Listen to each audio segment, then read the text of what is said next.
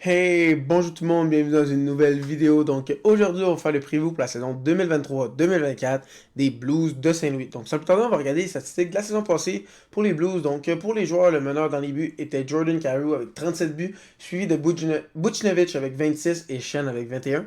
Pour les points, Kyrou 70, Buchnevich 67 et Thomas 65. Donc quand même, plusieurs joueurs ont fait beaucoup de points, mais t'as pas le superstar qui va faire une centaine de points. Cette équipe-là, mais t'as un excellent premier trio et un bon deuxième trio. C'est ça, si on regarde les gardiens de but, ça a vraiment été désastreux. Bennington, 894, moins 6.9.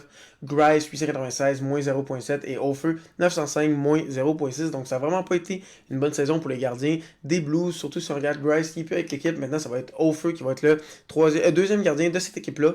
Donc, vraiment, s'ils veulent espérer faire les séries comme ils espéraient la saison passée, il faudra une amélioration dans les buts. Et puis ça, de beaucoup, parce que honnêtement, les Blues, ça a vraiment été une surprise. On pensait qu'elle allait faire les séries, mais comme vous pouvez voir avec les statistiques d'équipe, ils ont fini avec seulement 81 points, 37 victoires, 6e de leur division, 23e au classement général. Donc vraiment, ça a été une saison plus que décevante. On pensait, comme moi, je pensais qu'elle allait faire les séries, qu'elle allait même se battre pour aller loin dans les séries. Puis finalement, ils ont dû vendre des gars comme Tarasenko, Riley. Vraiment, ça s'est mal passé. Donc ça a été l'inverse de ce qu'on s'imaginait. C'est ça, ils ont fini 22e en avantage numérique avec 19.3, 30e en désavantage numérique, 72.4. Comme on peut voir, défensivement, ça va vraiment très très mal. Donc ça va être amélioré grandement. C'est ça, pour les Bupos, on finit 17e avec 260. Pour les Bucons, 27e avec 298.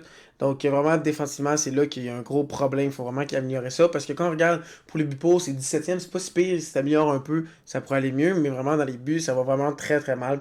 Pour les Blues, défensivement aussi, ça a été désastreux. Donc, si on regarde les joueurs qui sont partis, il y a seulement Grice, Pitlick, Levo, Brown, puis eux qui ont ajouté Kevin Hayes et Sunquist. Donc, vraiment, c'est quasiment la même équipe la saison passée.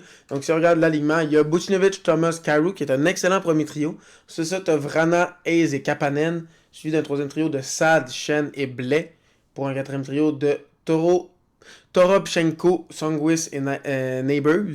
Donc, je trouve que, honnêtement, offensivement, ça va très bien. J'aime beaucoup le premier trio. Buchnevich, Thomas, Kyrou, c'est des joueurs qui vont te faire 60-70 points chaque année. Très, très bon premier trio. Vrana, s'il est de retour à son plein potentiel, c'est un marqueur de 30 buts qui pourrait jouer avec un Kevin Hayes et un Kapanen qui est très rapide. Pour moi, c'est un bon top 6. C'est pour ça que tu as un top 9 avec Sad, Shen, Blais. Je trouve que c'est quand même un très bon top 9, même que si Vrana est en santé et que Hayes est une belle ajout, je pense que cette équipe-là, offensivement, va plus être dans le top 15 de la ligue. Mais c'est vraiment défensivement, parce que c'est la même défensive. Tu as Leddy, Pareco, Krug, Falk, Scandella, Rosen. Sur papier, Leddy, Pareco, Krug, Falk, c'est un bon top 4, mais l'année passée, ça n'a juste pas fonctionné. C'était vraiment désastreux tout au long de la saison, surtout défensivement. Puis Bennington, dans les buts, j'ai vraiment pas confiance à lui. Selon moi, c'est pas un gardien numéro 1.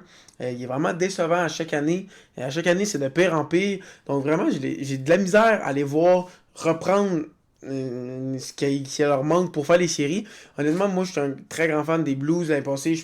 Pas fan, mais je pensais l'année passée qu'elle allait se rendre très loin. Je pensais qu'elle allait pu se battre pour une des premières places dans leur division. Puis j'ai été hyper surpris de voir que ça n'a pas marché.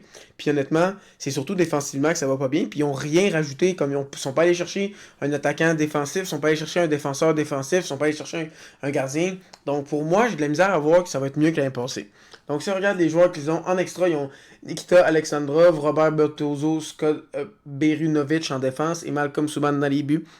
Donc vraiment rien d'exceptionnel. S'il y a un blessé, ça pourrait mal aller. Donc c'est ça, les prospects, ils ont quand même quelques bons prospects en attaque, surtout Zachary Bolduc, Zach Dean, Dalibor Dvorsky qui ont pêché 10e cette année, Jimmy Snuggerud et Otto Stenberg. Donc quand même pas pire prospect en attaque et en défensive, ils ont seulement Theo Lindsten.